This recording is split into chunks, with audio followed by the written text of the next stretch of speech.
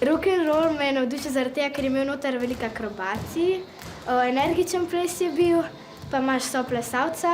Najbolj naporno mi je pa zaradi tega, ker se mi zdi, da rabiš za rock'n'roll več kondicije, kot pa za kakšne druge vrste plesa. Cel čas, ko plešeš, v bistvu poskakuješ.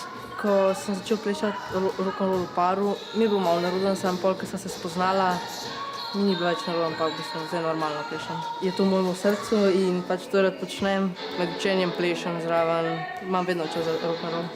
Morava biti potrpežljiva, zaupati si morava drugemu. Morava v bistvu vsak malo popustiti, če se kaj ne razumeva, če kaj ne veva, vprašava trenerje. Trenirava 4-krat na teden, če pa dodamo še ta jazz balet, ki imam zraven pa 5-krat. V naši kategoriji še ne smemo imeti toliko akrobatike, mogoče kaj, da te malo dvigne ali pa kakšno kolo. Zelo rad hodim na treninge, ker me to veseli. Če se včasih z mami kaj skrevam, v bistvu to na treningu pozabim. Najhujše pa to, ker moramo za kondicijo delati oziroma moramo imeti veliko kondicije. Tekme ni toliko stresno, prideš na oder, odplešaš, gledaš sodnike, res da so sodniki malo bolj strogi.